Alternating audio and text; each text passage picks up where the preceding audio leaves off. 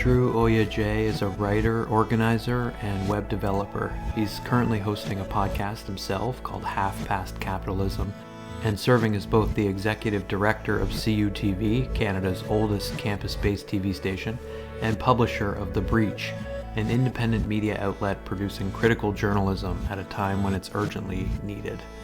He's written a number of articles for The Breach, and he's also the co-author with Nikolas Barry-Shaw of an invaluable book called Paved with Good Intentions, Canada's Development NGOs from Idealism to Imperialism. We talk about those pieces of writing in this conversation and all of the work that he's currently doing with The Breach to produce journalism that's aimed specifically at sparking social and political transformation by moving radical ideas into the mainstream. There's no getting around it, though, he says. The state of the journalistic profession is looking bleak. He talks about how social media has meant a shifting of roles for journalists and widespread disempowerment in the sector that runs alongside the public's lack of confidence in journalism during the neoliberal period. More particularly, he says that social media and what he calls algorithmic curation is a kind of race where society is coming apart and in which a multitude of competing organizations are trying to establish the dominant pattern of thinking.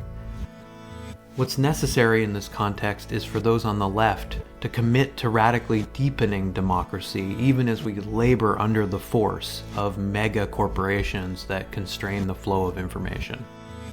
There are multiple demobilizing forces converging in the current moment. Jay talks about his research into the effects of NGOs, how they've tended historically, despite their good intentions, to deradicalize movements.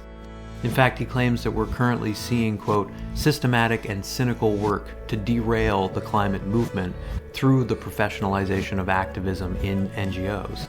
What he laments is the loss of direct accountability and the constitutive links that movements have with their members as groups become incrementally more accountable to funders over time. So a major theme here, I would say, is the problem of how particular patterns of thinking are created and then become very difficult to dislodge. We discuss the ways that geopolitical patterns of thinking have historically undermined any notion of a rules-based international order. He offers some nuanced analysis of the role of NATO in creating the conditions for the crisis in Ukraine, while necessarily dwelling with the impossible contradictions of that military conflict, and the terrifying possibility that it could actually mean nuclear war, given the brazen ways that major powers are dealing with and have dealt with the prospect of nuclear annihilation in the past and present. It's clear that for Jay, we also need to unpack and come to terms with the collective trauma of settler colonialism and how it lives on in scars and patterns of thought we inherit. He emphasizes the ongoing violence of colonial oppression and how today Indigenous peoples are, quote, handcuffed to an objective measure of climate collapse in ways that reinforce the ties between racism and capitalism. We talk in bluntly critical ways about how, as he puts it, capitalism is always looking over your shoulder, creating, commodifying, and exploiting our relationships in its image. For this reason, he stresses the importance of class as a site of social transformation, especially in relationship to established and emerging environmental movements, where we're starting to realize that we share a grim fate under the brutality of petrostates, as he puts it. Wars are spreading globally and the climate emergency is accelerating. What are we going to do? Jay makes it clear that the crises we face are going to require mass mobilization to stop them, and that part of the battle involves confronting the class privilege and extreme wealth that makes it too easy for some to just basically refuse to perceive reality as it is.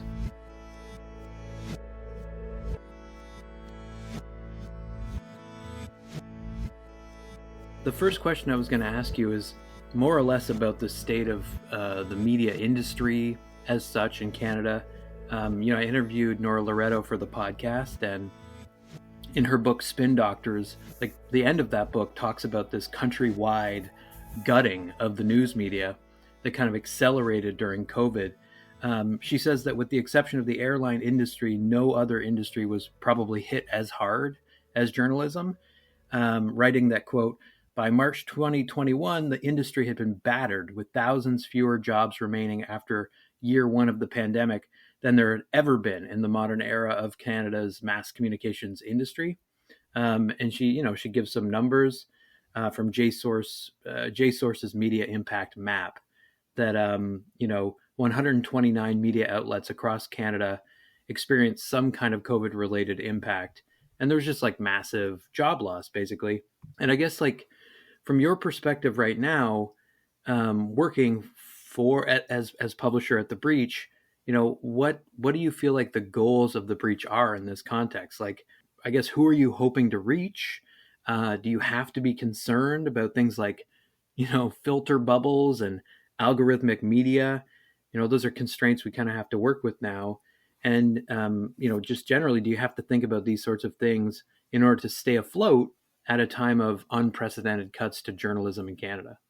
In terms of The Breach, I mean, I think our goal is, as our sort of tagline states, journalism for transformation. So the idea is to use journalism as a tool for, I guess, on a bunch of fronts, like getting transformative ideas out into not just a small readership, but into the sort of mainstream. And there are a few different ways to do that. You can reach people directly, or you can influence the existing media. And I think we try to do a little bit of both. I think in terms of the overall picture of journalism, there's things are bleak. Mm-hmm. I mean, I think there's been a decline really since the 90s. Like that was the peak of of journalism, as far as I can tell. That was when you had the most journalists employed, and there's been sort of a decline and a sort of a drastic shifting of roles. And I think it's led to sort of pretty steep disempowerment in the sector overall. And I think, obviously a huge part of that is Facebook and Google just like taking up all the ad revenue. Mm-hmm. And I think there's some big opportunities. I mean, unquestionably, it's led to sort of a decline in the sort of confidence in institutions. I think, like the fact that you have corporate consolidation on the one hand, and just a shuttering of outlets, especially local news outlets, I think have really been the hardest hit, as far as I can tell. Like small town newspapers have just been sort of gobbled up by corporate players at an astonishing rate, or just shuttered straight up. And either way, it's bad. Like you have, you end up with a situation where people are, the news people are getting is either sort of more sort of canned, centralized sort of filler that doesn't engage with their local situation, or it's just like toxic social media is sort of what's filling the gaps. Mm-hmm. In terms of I think it's not my coinage, but when you have news deserts, basically what you end up with is news scorpions, snakes, and cactuses. You end up with you end up sort of shredding the social fabric. And so I think that's a big part of the political landscape that we're sort of dealing with, and that's not limited to the media by any stretch. I think neoliberalism is sort of deteriorating faith in institutions across the board, and so far the sort of the ruling class, the people with the opportunity and ability to do anything about it, haven't been doing anything like what the scale of the problem would require. So to come back to The Breach, I mean, I think in that context, there's basically two ways to go, socialism or barbarism, basically. Mm-hmm. You can say, like, there's, you can either radicalize and deepen and create more democratic society across the board. And that means economically, that means culturally, that means, certainly at the realm of like formal political representation. Like you can either deepen democracy and participation and empowerment, or you can not, and just kind of see what happens. And that sort of brings me to, I guess, the last, like, or one of the ones that I missed in your series of questions there, which is, the sort of the daily me phenomenon. And I think that there's two elements to this. One is that, I think social media and, algorithmic curation broadly, whether it's YouTube or Facebook or Twitter or Google News, those are going to show people more of what they're already doing. And so it's sort of a race, I guess, an ideal in a situation where society is sort of coming apart at the seams. It's a race, in slow motion. Obviously there's still a lot of social fabric to be torn up. But it's, there's a race that's happening to see who can establish the sort of pattern of thinking that is going to be reinscribed consistently. Mm-hmm. And I think, so that's one aspect of it, is just the sort of autonomous sort of AI just sort of doing its thing, like just figuring, like every platform is just figuring out, optimizing how they can keep you on there, keep each individual user on there for longer, clicking more, engaging more, watching more ads, and so on. And then on the other hand, you have this sort of like kind of incredible top-down control, which is it's just kind of astonishing to watch how the internet has gone from this thing where it's like, oh, it's open for everybody. It's anybody, anyone can be a star overnight. Anybody can, the best ideas are going to gain momentum. And, going from that to like, oh no, we're just going to take all of certain people off of YouTube overnight. Mm-hmm. There's justifications on different levels. Chris Hedges was removed from YouTube. Like, you can say, okay, great. Like, he shouldn't have been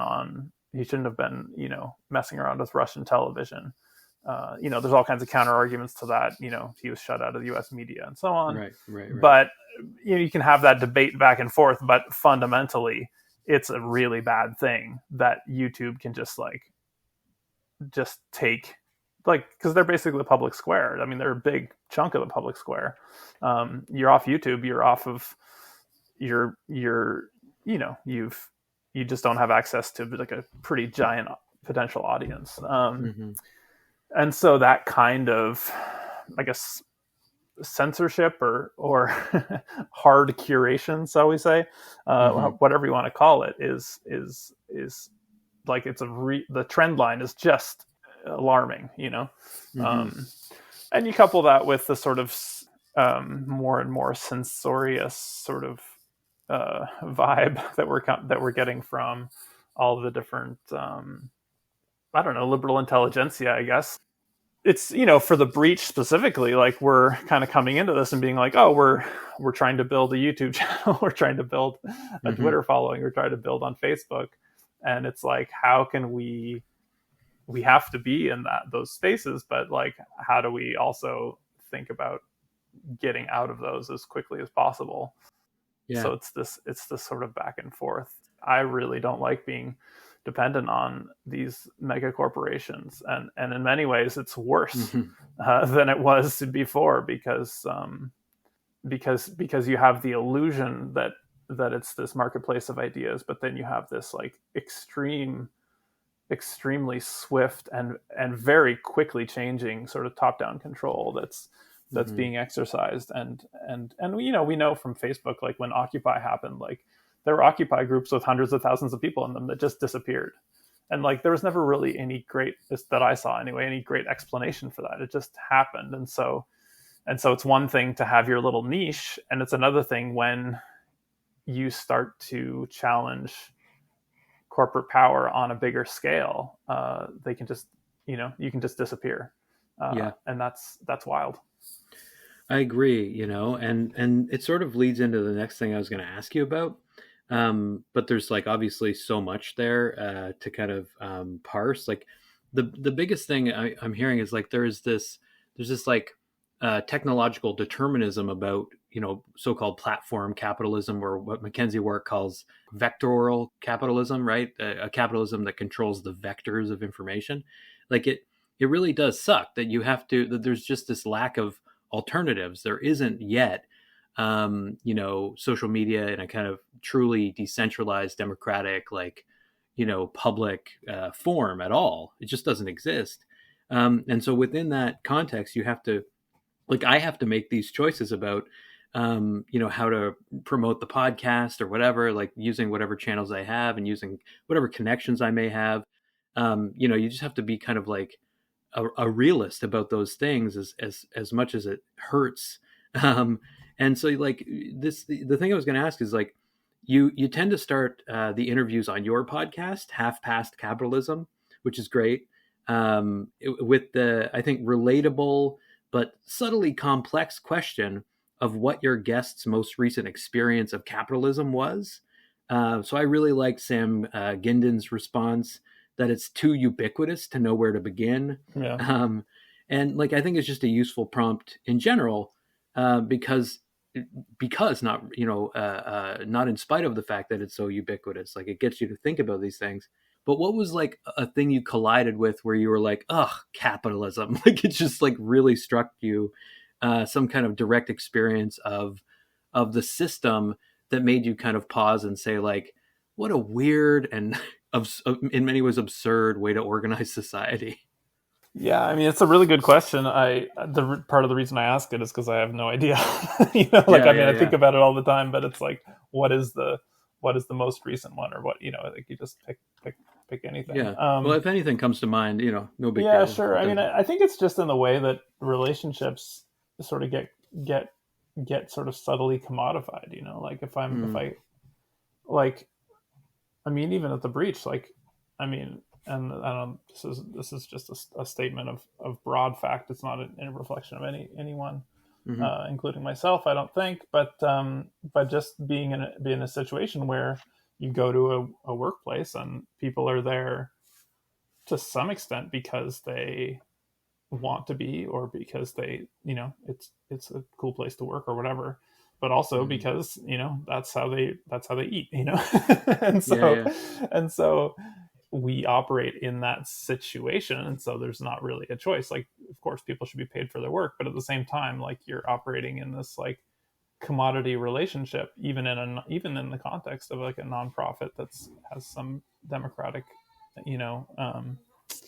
orientation. Even if you're in a worker co-op, you're in a situation where you're probably your housing, probably your food, probably your means of subsistence has been commodified, your heating and so on. I mean, and I think it extends honestly to this is why I think it's an interesting question. I'm not really answering the question, but I think it, extends to friendships, romantic relationships, everything is sort of, everything is bound up in this situation of where we all have this precariousness, or if we have sort of an independent level of wealth, we have this this sort of mirror image guilt, which is that, or this sneaking suspicion that we don't deserve it. There's kind of a can't win quality to it that is sort of pervasive, in the sense that you're either being exploited or you're exploiting, and that those are the kinds of relationships that you can have. Obviously, there's lots of friendships and mutual aid exchanges and things where capitalism probably doesn't come into it, but it's in the room still, it's sort of lurking, looking over your shoulder, being and you're sort of, there's always a second guessing that's happening about whether there's sort of a commodity relationship or an exploitation relationship, or whether you're being exploited or exploiting. And on a personal level, it's just something I think about all the time, in terms of how to, make my relationship, whether it's to food, housing, other people, my kid, the land I live on, how to decommodify that and sort of take capital, make space for capital not to be so ubiquitous in it. But it's not straightforward, because if it's not at the wheel. It's not, if it's not seizing the controls or at the wheel, then it's in the back seat, sort of whispering things. Totally. Yeah, I mean, I interviewed Kathy Weeks for the podcast, and she's got this incredible book, The Problem with Work. And, I asked her questions about AI and automation, which, there's these books that try to imagine a sort of socialist utopia that will be provided almost by that alleviation of work. And she's like, that's a distraction. She basically says, like, don't even, don't think too much about that. Like, the point is to try and, it's not so prescriptive, but what I heard her saying is that the point is to start thinking more slowly and carefully about exactly what you're talking about, like trying to imagine a space for like meaning making and just caring for your kids, who I heard your kid in the background, incidentally, just a minute ago, like that is more deeply relational and not necessarily commodified. Like, so she, for example, talks about how so often, like when we consider this post-work utopia, it's about like doing the things we love, whether it's art or writing, but enjoying it more, right? And even that seems to be kind of, contaminated a little bit by this kind of liberal ethos of self-care and stuff. And she's like, no. The point is like our imaginations right now are kind of stunted, and we are so wrapped up in our identities with like, pursuing work or losing the job to someone else or whatever, that it's necessary to kind of start from square one a little bit. And in terms of that, like, I was going to ask you just one more question, and then, I really want to ask you about some of your the articles that you've actually written for The Breach and your book. But another question, I guess, on like the challenges, I guess, of communicating resistance to capitalism, this kind of, oppositional perspective. I think it's super difficult to sustain being anti-capitalist, but and that's because it's such a constitutive part of the fabric of our lives. But it's also this fact that it like touches and intersects with, but is somehow distinct from these other forms of like cultural meaning making, like identity, the fact that, race and gender also structure our lives. And this is something that you see in articles that are coming out of The Breach. So I guess, like, I wonder if you had any thoughts on how, as a communicator who is on the left and like advocating for eco-socialism, for example, how you relate that need to go radically in a systemic economically different direction, how you relate that to like cultural difference and questions of like identity. Like, how do you report on the convoy in ways that like address, for example, like economic anxiety, while still like underscoring the fact that this is like in some ways like a white supremacist occupation? Because the whole goal is to, as you say, like communicate ideas that will be bridgeable for like mainstream Canada, right? Canada is a white supremacist like country. There's kind of no getting around it. And yet it wants to be multicultural. It wants to be multiracial and multi-religious and inclusive and diverse. And it wants to embrace those things. On some level, though, all of that seems to conflict with the basic fact of inequality. So there's this like weird balancing act that The Breach kind of seemingly has to do between like understanding that people are coming from a different place, both culturally and economically, like this thing of like balancing, like, like people's deep commitments to a certain kind of like identity, and also the fact that they maybe share a fate economically. Like, it just seems like it's so hard to address all of that in an article. Well, this is the balancing act. It's about creating a holistic picture of reality. Obviously, race and gender and all these, sort of identities that are either chosen or sort of, involuntarily created. Those have all pretty much been produced in the context of capitalism or severely impacted. Certainly a lot of racialization, I think, has happened in the context of as a sort of as a tool and as sort of a justification for exploitative relationships. Whether it's colonialism, which of course like started with other people whose skin was like nominally white, but who were very, very clearly, delineated. And then whiteness sort of shifts as like Irish people are sort of, mobilized in the US context or the Canadian context for this sort of like colonial project. All of a sudden, they become more and more white to the point where, they're indistinguishable from just a general whiteness. Mm-hmm. And then, obviously, you have slavery where I think, skin color is basically used as a sort of indelible mark to create a permanent underclass. Racialization is inextricably linked to that the creation of those exploitative relationships and the sort of delineations that undergird them culturally. Mm-hmm. And obviously colonialism it's the same thing. Like, where does the sort of anti-indigenous racism come from? Right. Like, it's not a thing that exists outside of like the like very capital driven need to like hyper exploit the land and just steal it. I think there's a disingenuous and ultimately inhumane way in which those things get sort of separated. So you can be like, there's a liberal sense in which you can try to separate indigeneity from the colonial relationship, or the capital that drives that colonial relationship to this day, or you can try and separate racialization from exploitation. But I think fundamentally the character of the specific kind of racism that sort of is still a dominant force in our society is very much a product of capital.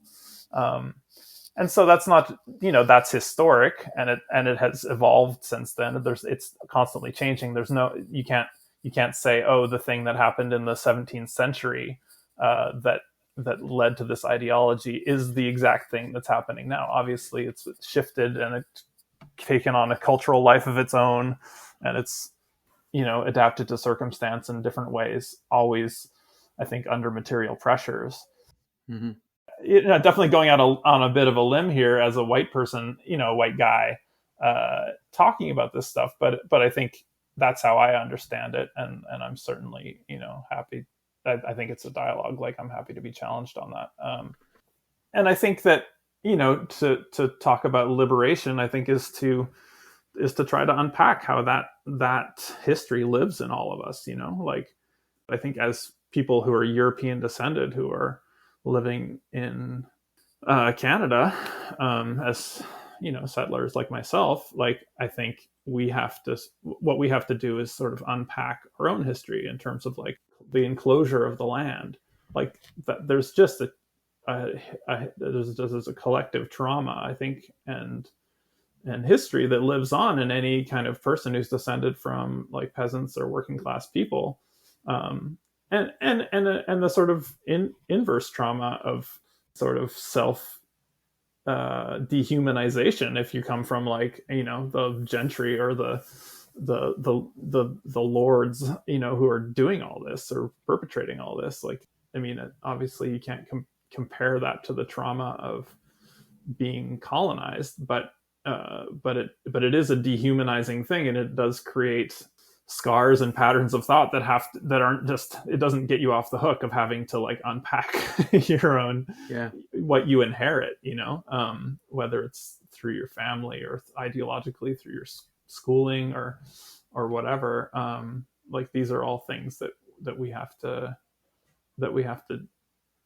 deal with. And I think one of the most productive ways we do that is through social movements. I mean, social movements are the thing that move the needle on that collective consciousness, both by creating space for people to empower themselves, and also by creating the opportunity to force the issue, or like, the impetus to force the issue, when it's something that people don't necessarily find that pleasant to talk about. Yeah, and I mean, you've talked about this in relationship to the Wet'suwet'en uprising, and how it in the kind of context of this kind of, lack of faith in electoral politics, this belief, that is a dangerous belief that there's been a kind of evacuation of power from electoral politics, that it's those sites of resistance that have real symbolic power to kind of, as you say, move the needle, in the context of, like trying to maintain some kind of decolonial hope for liberation. Like that is so complicated, especially in the context of escalating climate anxiety. It certainly requires us to situate ourselves as people who may be complicit in that system. Yeah, I mean, it's such an incredible gift. If you think of it that way, that people who just draw the line and say like, okay, like we're just gonna call this hypocrisy. The Wet'suwet'en, are talking about traditional law, which is probably the fundamental layer that's the most important. But even by Canadian law, even even by the like recent Supreme Court ruling, this is not. There's no right, not even legal right, to go onto this land, and yet, here they are with their bulldozers and their like, militarized RCMP, just doing the thing, just doing it anyway, just because they've just out of pure entitlement, and being able to and having people who are willing to put themselves on the line to call the question on that and just say, look at what this is, we're not backing down, but look at the fundamental values that your society is based on. Like, don't look away, like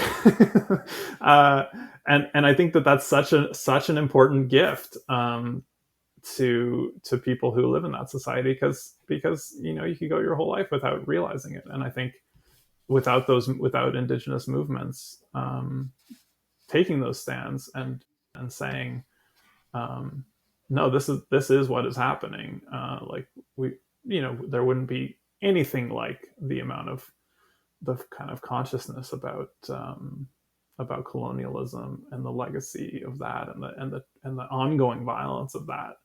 And I mean, connecting it to a war on nature, like connecting it to what has been termed by the UN, this war on nature, this atlas of human suffering that is coming. Yeah. But there is another war, of course, that we are not allowed to kind of look away from right now. The kind of war of images that the Russian invasion of Ukraine represents.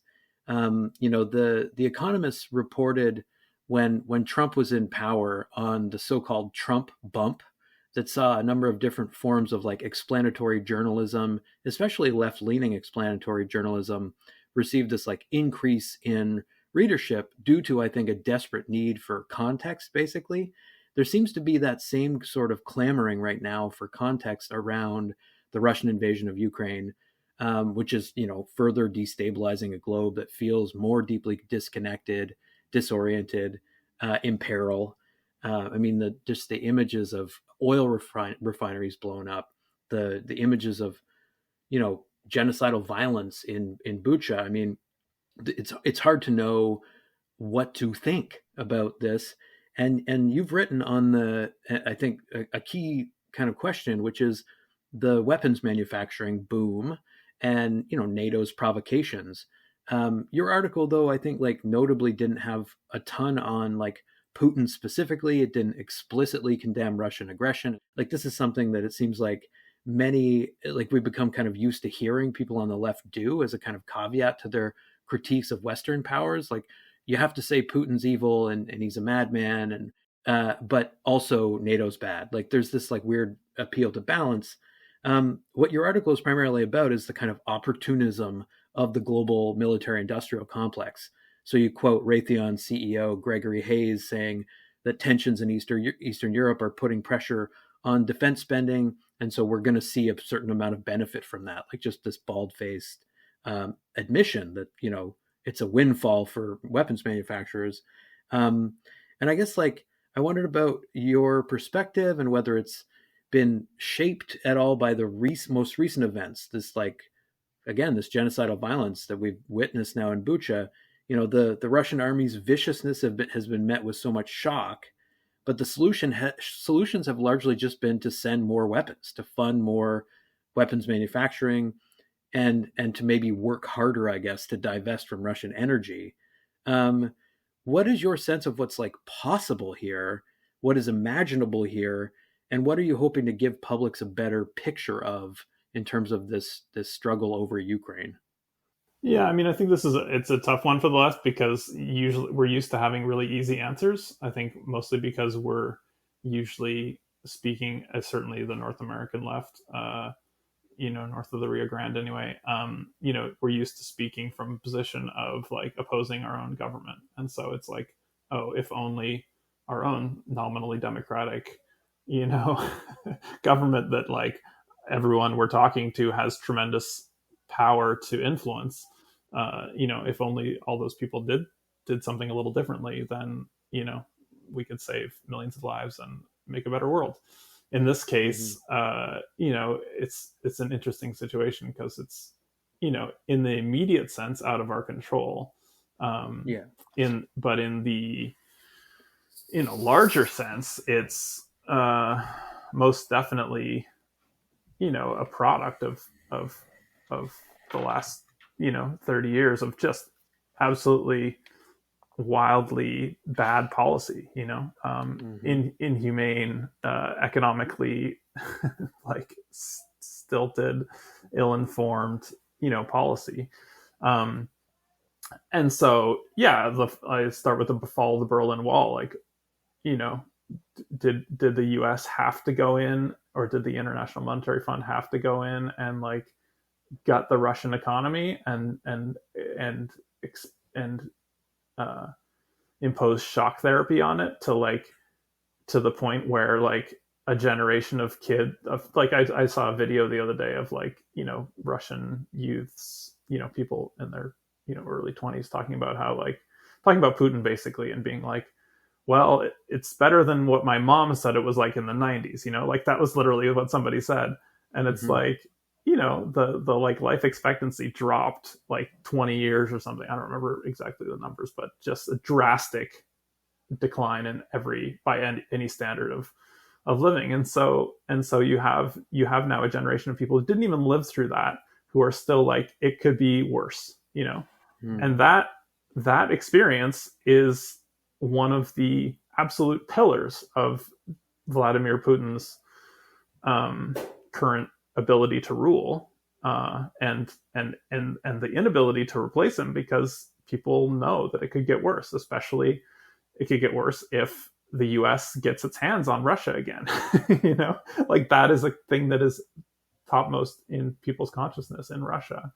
And the sanctions have to be deepening that resentment, right? Oh, absolutely. And I again, there's no easy answers here. I don't, there's no way to reverse that. But I think the first step is to understand it. You just say like, okay, the fall of the Berlin Wall happened. We just devastated this country, which is now, and the consequences of that are very clear. And then we expanded NATO. You can debate the sort of NATO expansion. I mean, my mom's from Estonia. I have relatives there, and like I follow the media there a tiny bit, and I kind of get it. Like if I was there, I would want to join NATO too. Like sovereignty and self-preservation, or what's at yeah, stake. Exactly. But then that turns into an ideology, right? And then you end up buying into the empire, which is its whole other thing. But then then NATO gets used like to do what? To bomb Yugoslavia, to break up, to just like devastate this country and create this like brutal war. To initiate the brutal war and then to like deepen it by like bombing all this like factories and civilian infrastructure and all kinds of stuff, and then to like destroy Libya, and then to to whatever extent use like even if it wasn't NATO invading Iraq and Afghanistan, it was that military influence, or that sort of diplomatic influence and just general influence that the U.S. would get through NATO was at play in all those conflicts. And so and Putin is somebody who is following very closely what the precedents are, in terms of how he's behaved. He's in some ways he's followed the U.S. playbook. Like when the US dismantled Yugoslavia, it was very much, it's kind of uncanny how much Putin has sort of copied that. Okay, you break off this little piece, you stoke, separatist movement in this little tiny area, and then you have a referendum, and then you break that little piece off, and then you get more influence by divide and conquer tactics. I mean, that's what the U.S. did in Yugoslavia, or the former Yugoslavia, and that's now what Putin's doing in Georgia and Ukraine and Moldova. So it's the same playbook, but all that's to say that the U.S. had like a 20-year window where they basically got to decide what the world order was. They basically got to say, okay, this is how we're going to conduct ourselves on an international basis. Mm-hmm. And what a squandered, ridiculous opportunity that they just, pissed away basically by saying, instead of creating an international order that's what Chrystia Freeland seems to think it is, or at least says it is, the rules-based international order. I mean, it's anything but. And they've been just so explicit and brazen about saying the rules don't apply to us. We're just going to do whatever we want, and we're going to pursue total dominance. And what that's gotten them is exactly this situation. Like if they had actually spent those 20 years following the fall of the Berlin Wall, pursuing a actual rules-based international order, like it would be very much more difficult for Putin to do what he's doing, because the whole world is watching the U.S. like denounce, this war, and they're just like, what leg do you have to stand on? Like what? Yeah. Like look at Yugoslavia, look at Somalia, look at Yemen, look at, Palestine, look at Iraq, look at Afghanistan. Like, I mean, it's just, the list goes on, and look at all the coups, all the like anti-democratic coups. Look at Haiti, look at, Bolivia, Paraguay, Venezuela. Like, I mean, all these ridiculous, ways that sanctions have been used, even against Iran, not in service of a rules-based international order, but just in service of like wretched self-interest. So anyway, I mean, I think in terms of going forward, I don't see any way out of the immediate situation. I think it's just gonna be really messy, because you have, like, Russia exists, they're a nuclear power, they have more nuclear weapons than anyone else on the planet, they have a very sophisticated military. Like you can't, and they have a population that, like I said, remembers the 90s and will probably opt for almost anything over like a potential to return to the 90s. And those that oppose it, primarily the young folks, are being thrown in jail if they speak out, right? There's this there's this wanton crackdown on dissent. I mean, that's the thing. I think that there hasn't been, that no coherent opposition has really emerged, and so what civil society would form the basis for some kind of alternative situation in Russia? Because I mean, you see, Putin is absolutely dictatorial in his the way he wields power, but the thing that's the thing that gives that strength and the sort of skeleton of it, the spine of it, is that fear of what the U.S. was able, the kind of just destruction that was visited on the country before. And still, I mean, encircling Russia, I mean, 800 military bases worldwide, right? Like the scale of it is unbelievable.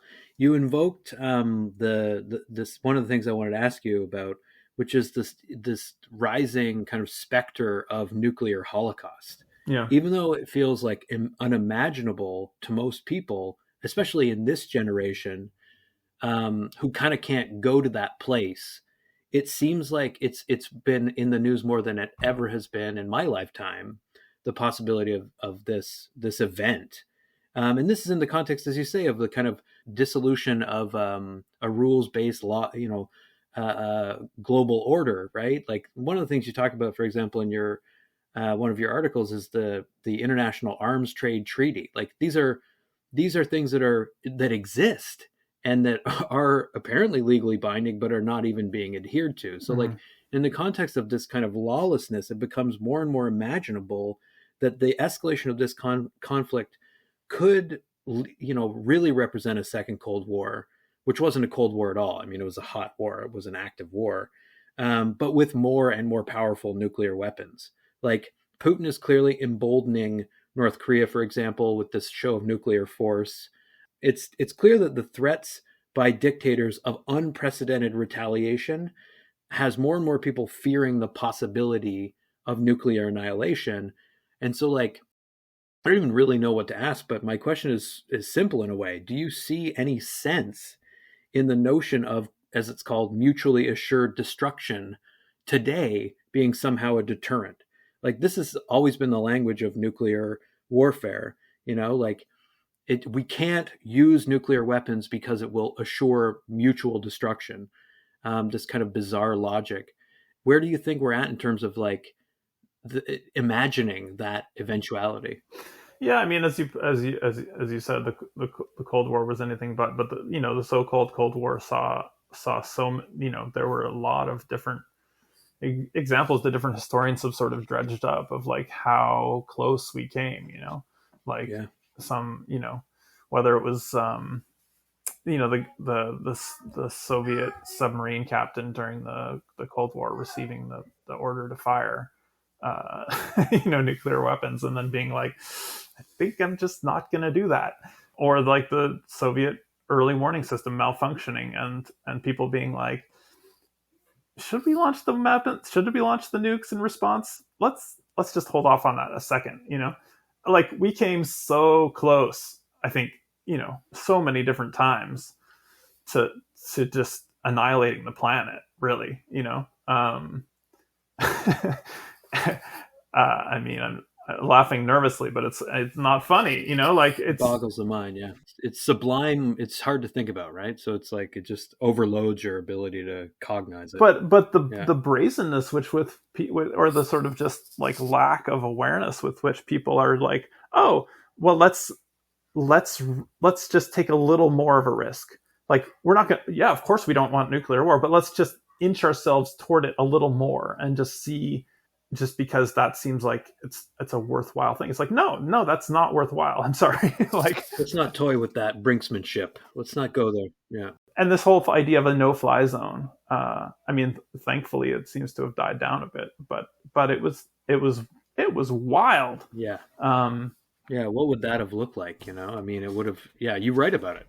It's a shooting war between the U.S. and Russia, and that can go.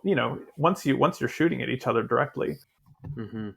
the speed and like lack of control you have over how quickly things escalate is just unfathomable. So yeah, clearly, yeah. And now it seems like there is this moment where there's a level of chaos in Ukraine. Like it's. I see maps every day updating the amount of territory that Russia controls. They've pulled back mysteriously in a way from Kyiv. Like it's not quite clear why. This bloody struggle over Ukraine is prompting, as a result, especially of Bucha, serious conversations about energy and our reliance on, well, not our reliance in particular, but the world's reliance on Russian fossil fuels. Japan has refused to accept the economic consequences of, getting liquefied natural gas from anywhere else. And, Vijay Prashad just said on the Red Nation podcast that it's simply not easy for them to dance around the dollar. That's how he put it, just within the global financial system. So the war has exposed as the coronavirus pandemic did, the kind of interconnected nature of the food system, the energy system, the addiction that we have to coal and gas and its consequences.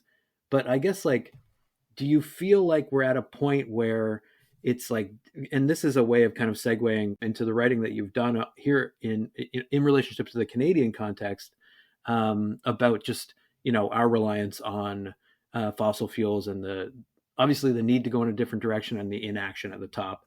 But like, to what extent do you think this shows the ways that attachment to fossil fuels clearly makes nations like vulnerable in ways that weren't clear before the war? Like, do you think that the war has shifted the discourse around energy in any fundamental way? I haven't seen it, honestly. Yeah, I think that on a level of common sense, I have to imagine that it must have.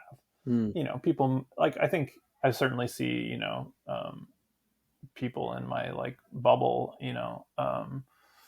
posting memes about getting off fossil fuels, and so on. And, I tweeted the other day, like, global Green New Deal or Putin wins, basically. And I think that's basically true, like, if you don't, if we like whether it's the Saudis, and let's be clear, in like significantly more brutal, not that we want to compare brutality, but hundreds of thousands of people dead, war in Yemen, or whether it's Russia, like the kind of, the brutality of petrostates, or obviously the US is a petrostate as well, the biggest petrostate, and a million people killed in the Middle East as a result of its wars.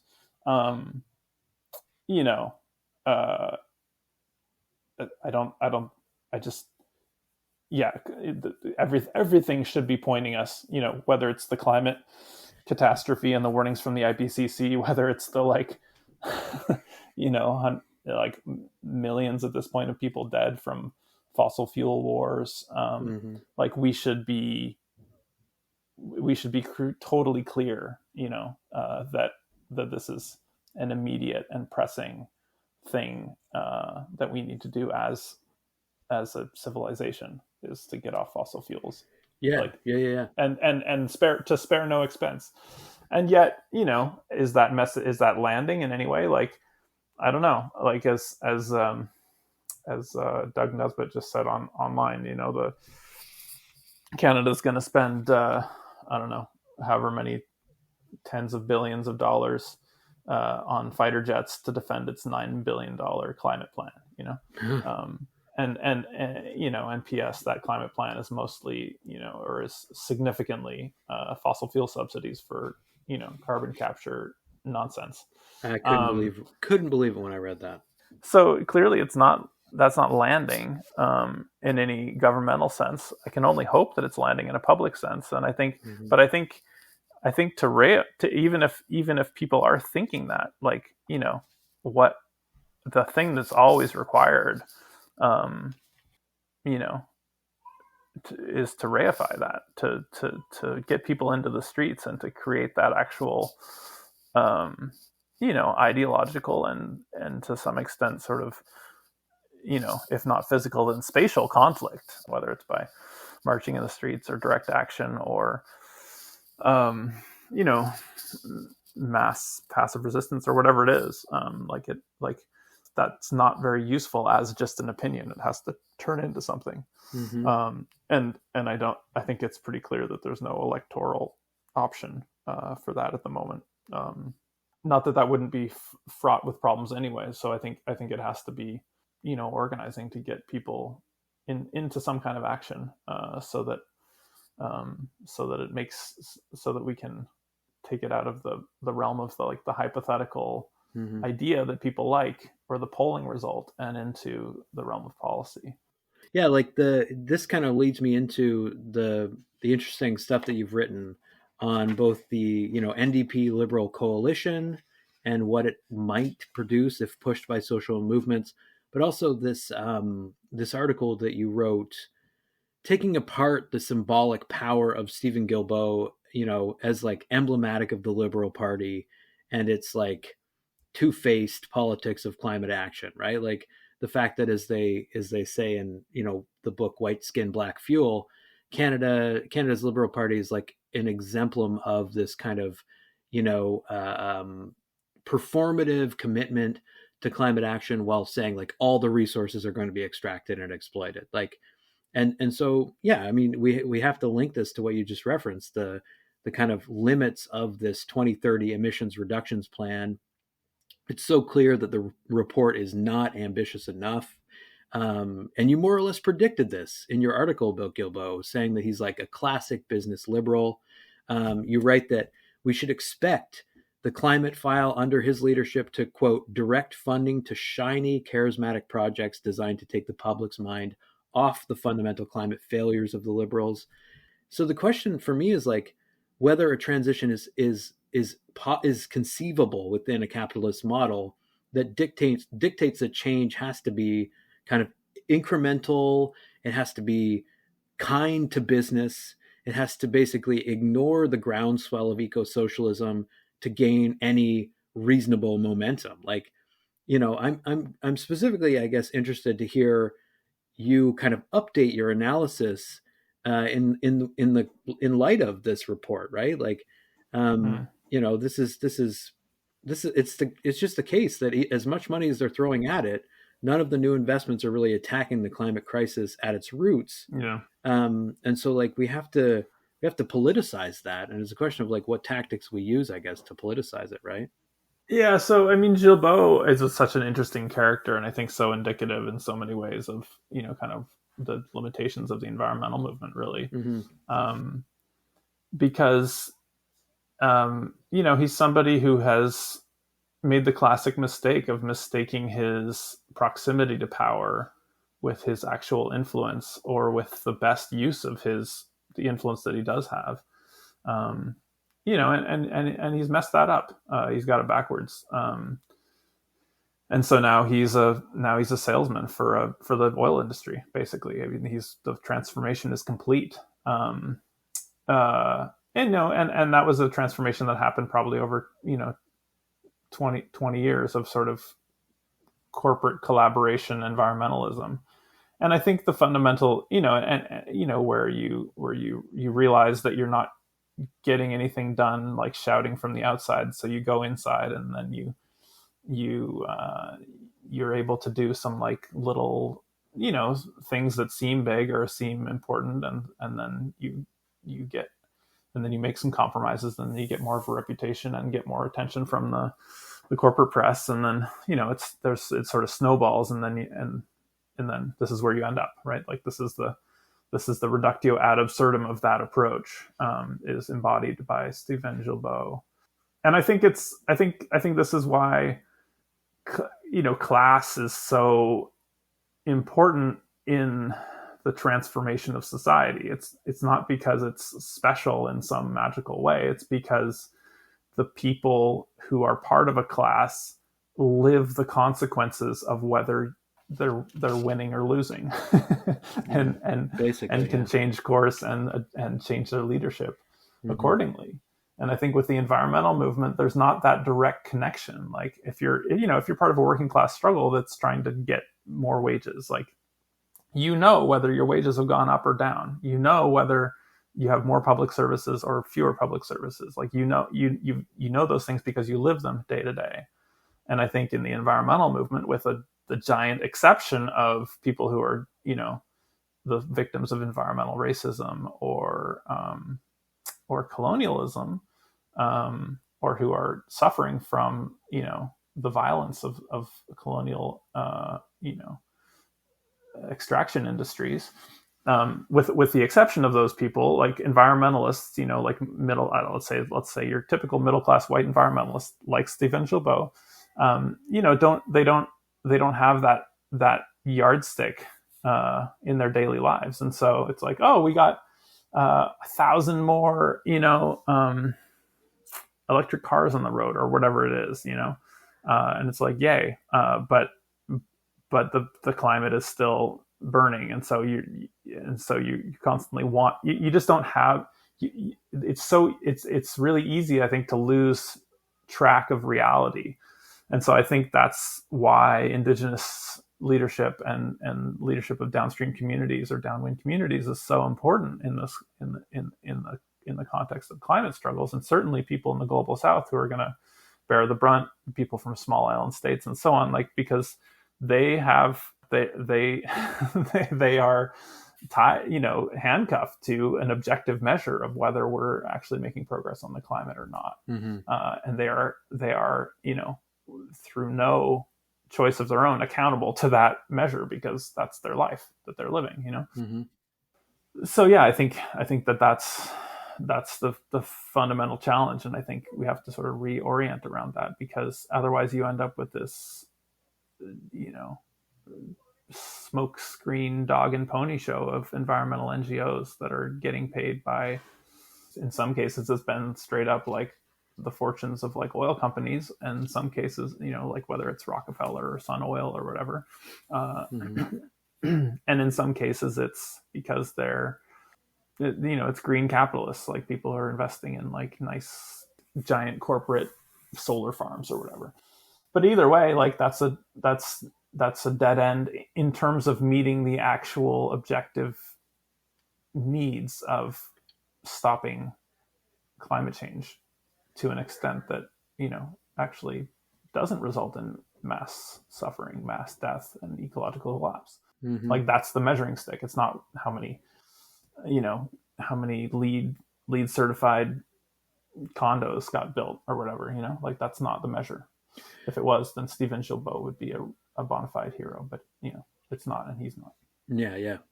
No, and that's the thing. Like it gets sort of distilled down for, I think, tactical communicational reasons into just like as you, I think, rightly describe it, like these shiny, charismatic projects. The numbers are supposed to be reassuring, but just reducing output from 191 megatons of carbon to 110 megatons is not going to keep us from 1.5 degrees or 2 degrees of warming. It's just a fact. And it might not even keep us from like 4 degrees. It's like it's worse than a smoke screen. It's like it's a furnace that we're being like thrown into in this virtual reality moment of like carbon neutral and carbon capture storage, these technologies that just don't exist. But you mentioned NGOs, and I feel like I should ask you a question about this and a way of kind of pitching, or not pitching, promoting the book Paved with Good Intentions, this co-authored book that you put together a few years ago. And especially the book's interrogation of the slippery nature of non-governmental organizations, which is its central kind of focus. Both in terms of the definition of what counts as an NGO and what they do. Like I do agree it's like poorly understood, and that lack of understanding is consequential. You write in the book that, quote, "The term non-governmental organization is notoriously vague, given that it defines organizations by what they are not, and that the diversity of development NGOs forms a crucial part of their appeal, since it allows observers from across the political spectrum to project their values, hopes, and desires onto these organizations." I think like the book is useful because you're spelling out also how NGOs operate specifically in Canada. You say like there's hundreds of development NGOs in Canada. They come in all these different shapes and sizes, but despite that diversity, as you say in the book, there are characteristics that are common to virtually all of them. So they're professionalized, they're bureaucratic in their structure, and they depend on government funding to maintain that structure. How do NGOs fit, if you can say it succinctly? It's a tough thing. You've written an entire book about it, in the overall neoliberal picture. Like you talk about how the operations of NGOs reveal Canada has economic and geopolitical interests it seeks to promote in the global South, often at the expense of local populations. Where do we see this play out today? Where did you sort of see it playing out most prominently, like in the book? Did you want to kind of speak to what you were arguing there? Yeah, I mean, so to kind of continue the thread of the definition, non-governmental organizations aren't basically like they are governmental organizations. This is the certainly in the case of development NGOs specifically. And it was interesting. I mean, in the late 90s, early 2000s, you saw the absolute proliferation of these NGOs, and I think everyone was a little hazy about where the money was coming from and how much influence it had and how that influence happens. So, in my and really, so where this comes from for me, where I've done a lot of work on environmental NGOs, and also co-authored this book with Nick Barry-Shaw about development NGOs, and both of those threads come from sort of direct experience as an activist, being like, okay, well, we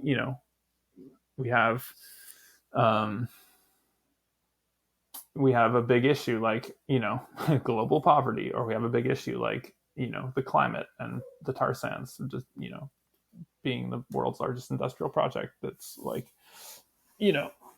destroying the climate. Like, how do we deal with that? And then all of a sudden, and then looking around to see who your allies are. Like, oh,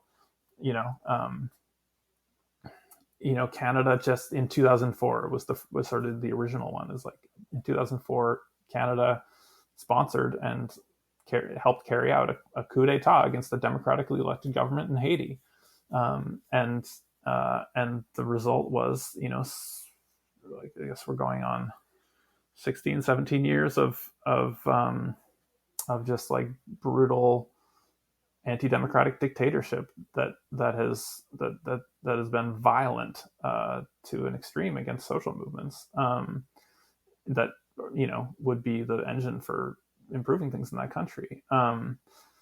And so, obviously we didn't know that would be the outcome, so 16 years ago or whatever, in 2004, but we were looking around for allies. We were looking, who else is working on this? Who else might be interested? And quickly we came across these development NGOs, some of them with like strong histories in social movements, who were like actively throwing a wrench into anti coup d'etat organizing, actively sort of throwing up a smokescreen on behalf of the Canadian government, not without explicitly supporting it, but definitely playing a role of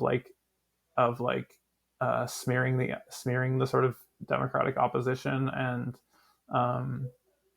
muddying the waters in terms of like saying that Aristide was a dictator or whatever, and most crucially that objectively the government, this is Haiti's chance to turn over a new leaf. It turned out to be anything but a chance to turn over a new leaf. I mean, I think history has really borne us out on that one.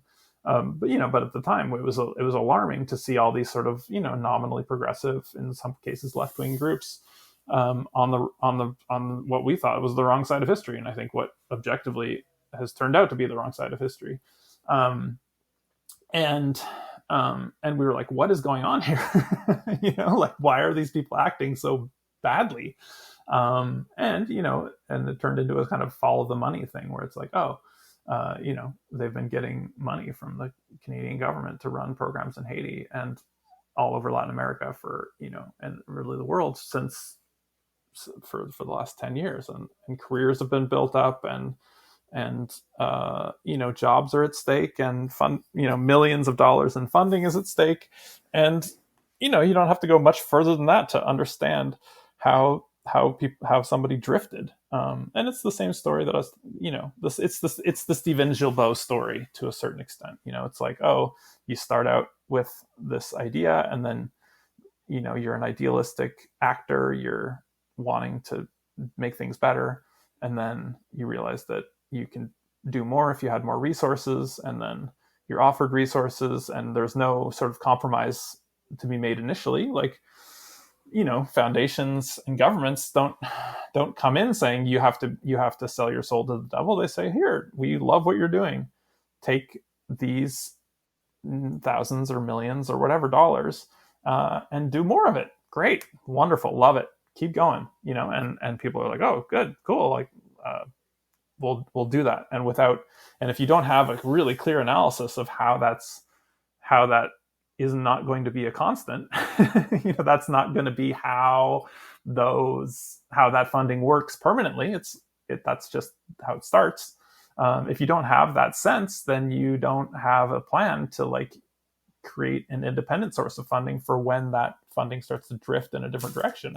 And you're very susceptible, because at that point you're probably paying your rent, and maybe you got a nicer apartment. Maybe you have a family now. Maybe you have a nice middle-class lifestyle. Maybe you have family pressures. Maybe you're taking care of whatever, you're doing whatever you're doing with your salary, but all of a sudden that salary is at stake when, 3, 4, 5, maybe even 10 years down the road, the government's like, well, our priorities have shifted a little bit. When the foundations, to the environmental NGOs say the same thing, like, our priorities have shifted a little bit. Over here, you fill out this funding application for this other priority. I'm sure you'll get funding, but you just have to sort of adapt a little bit to, what we're funding now.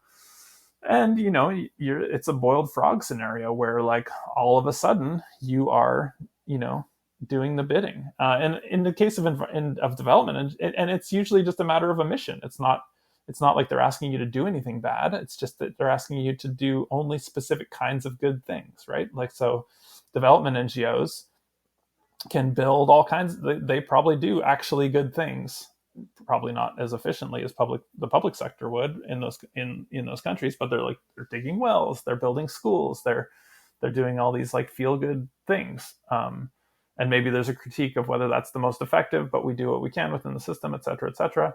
But the real juice is that they don't get to, like in, we give the example of Ghana, where the IMF came in and did structural adjustment and said, oh, you guys have to cut like your education funding and your health funding and all your public sector, basically.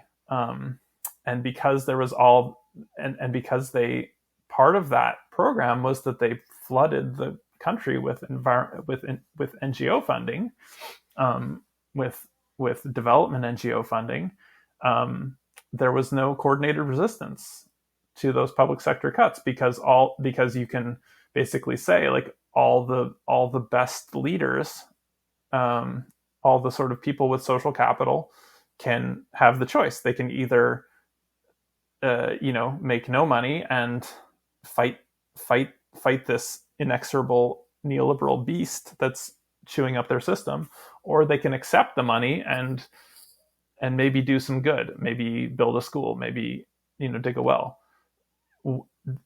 And all they have to do is ignore the fact, or not speak up about the fact, that for every school that got built,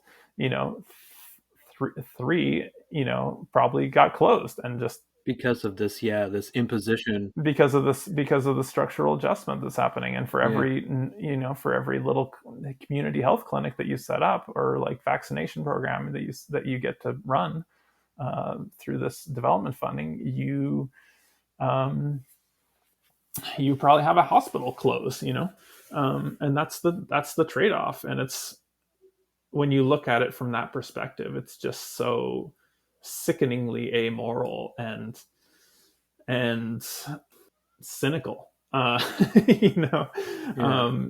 something really fraught about it, for sure. And like, you do, the book does, so the book's called Paved with Good Intentions, and it's like, it certainly, it talks about NGOs as this like vague, misunderstood thing, but it also talks about how development itself is not examined enough, right? Like, it's this itself like ambiguous and indeterminate thing.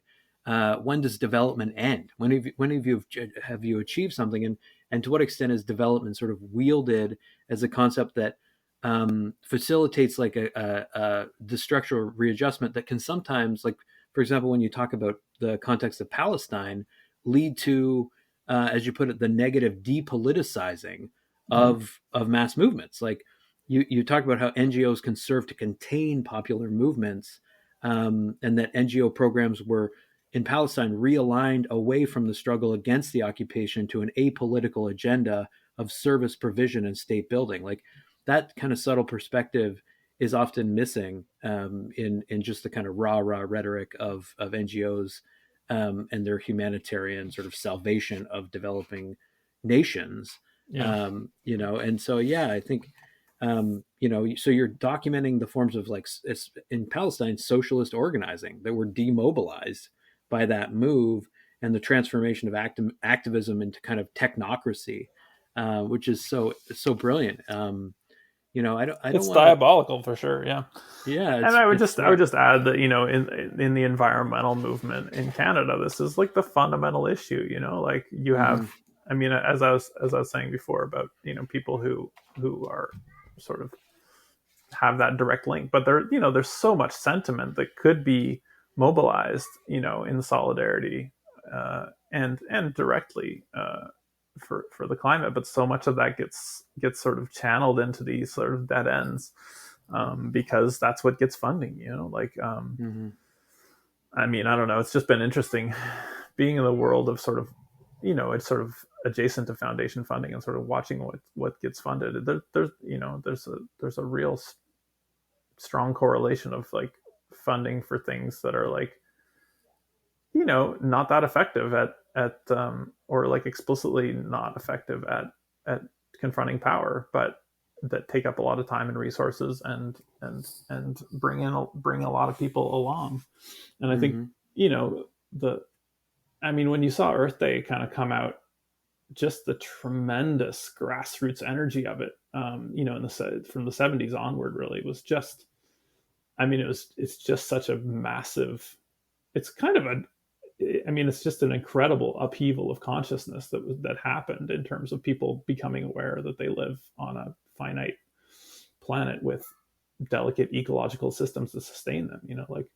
It's just this incredible moment, and it continues for decades. And really, what you've seen is that there's just so much power in that, but there's been a very systematic and cynical work that's been done to derail the power of that in terms of confronting the actual damage that's being caused.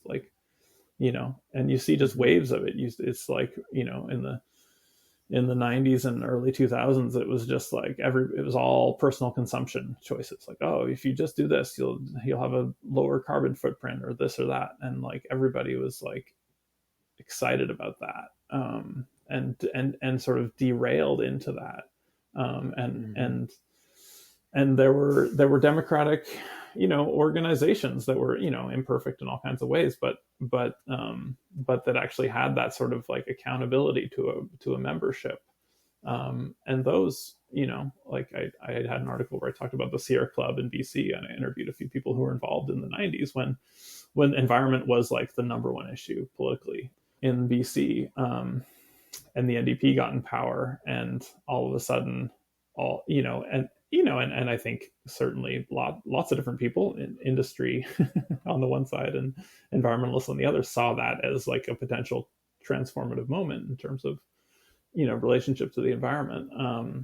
And that's when the foundation money just started flooding in, to BC specifically, and specifically to the BC Sierra Club. And one of the people who was a member back then told me, he was just like, yeah, like they only had like one or two full-time paid staff, and anytime they wanted to take on a campaign, what they would have to do is painstaking. Like you'd have to like hold public assemblies across the province and get people into rooms and discuss things and get them involved and get them volunteering. But the result was just this incredibly powerful organic political force, because you had that direct accountability link with your members and the sort of struggle, how they saw the struggle.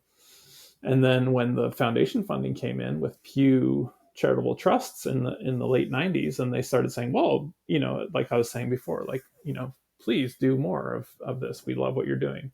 And then of course, next thing you have like 10 staff or 20 staff in an office, and everybody's got nice salaries, and you become less and less.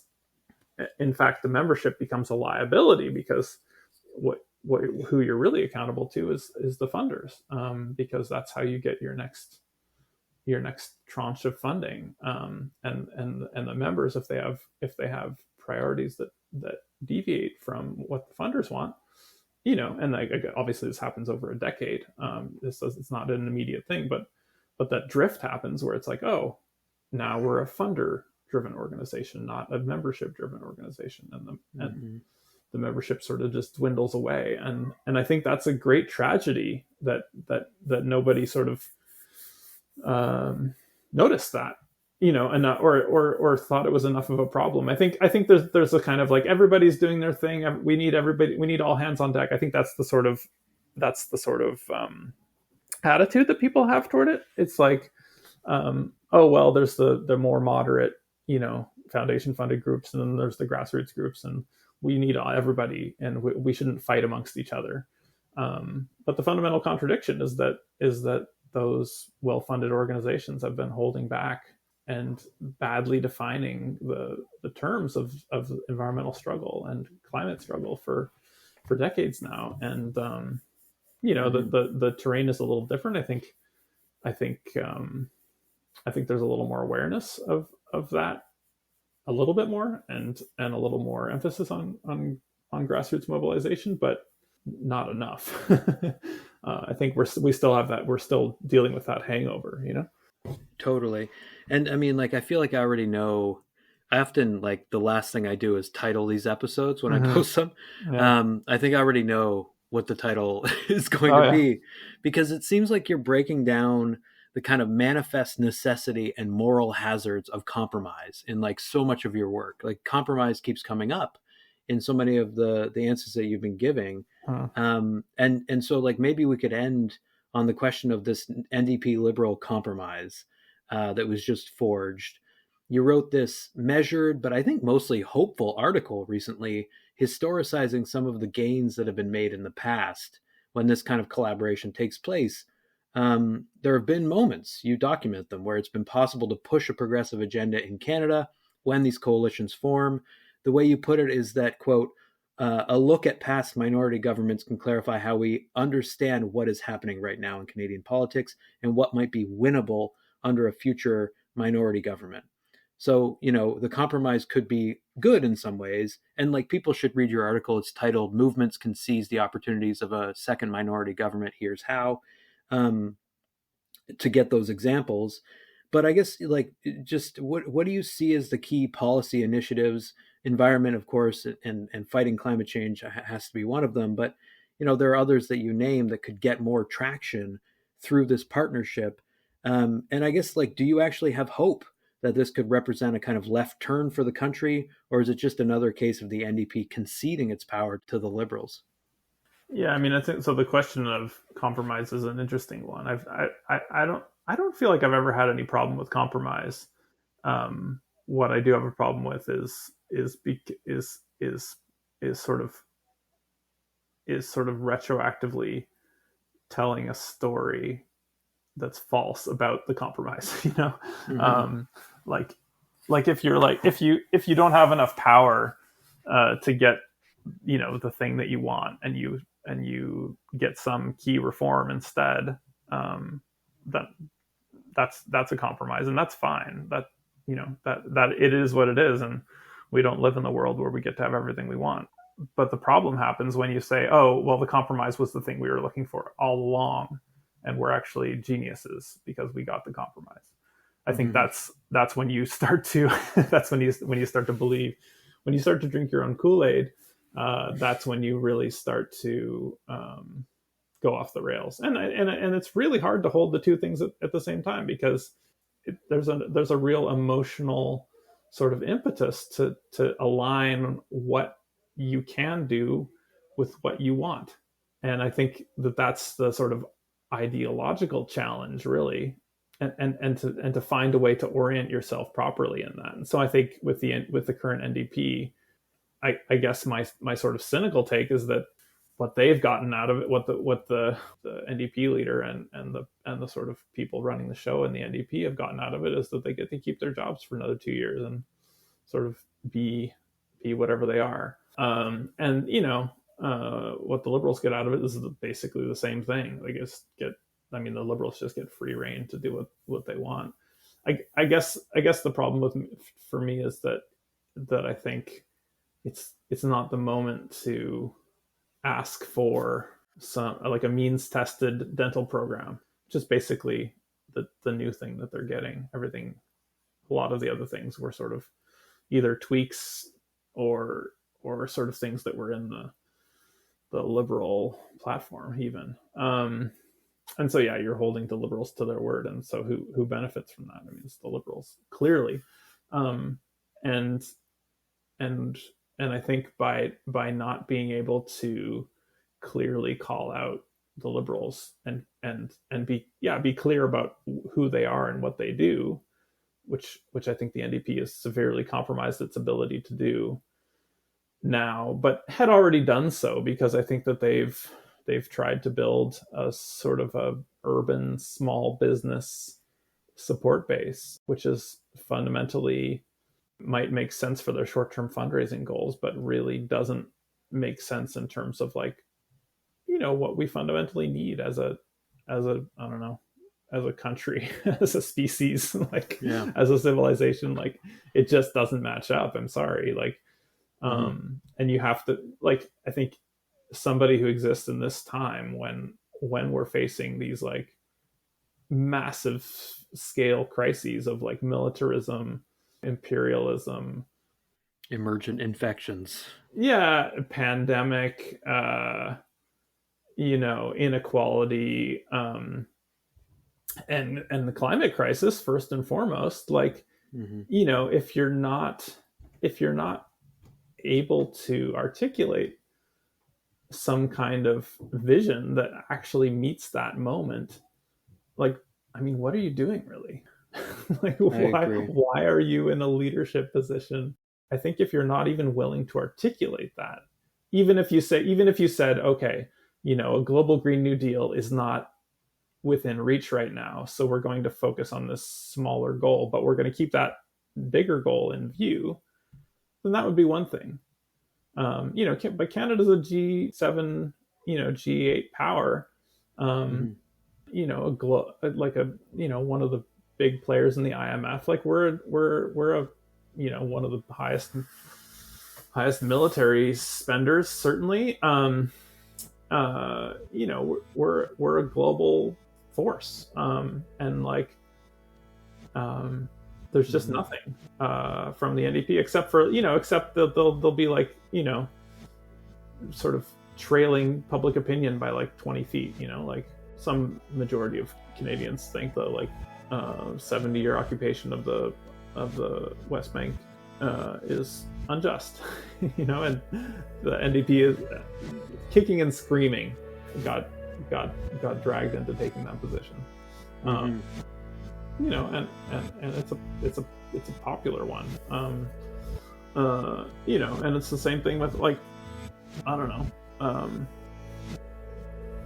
Just the ability to actually use that incredible platform which has been built by several decades of working class struggle, like totally. And now you're using it for like minor tweaks to healthcare and self-aggrandizement. Like it's depressing and it's inadequate, and I think whoever decides that that's the thing that should be done in that context, I think should just step aside. Yeah, and I think in order for something more radical to fill that void, and this is why I so value the breach and look forward to seeing what it can kind of become, and it's great to talk to somebody who really cares about these challenges, the tactical reasons, you're thinking about the tactical reasons, as it were, for like compromising, but also this like fundamental need to, it seems to me, like fight a system of cruelty that hoards abundance for the few, to the detriment of the many. So it's awesome to talk to you, and I appreciate you making the time. Yeah, I appreciate it. It's been a super interesting conversation.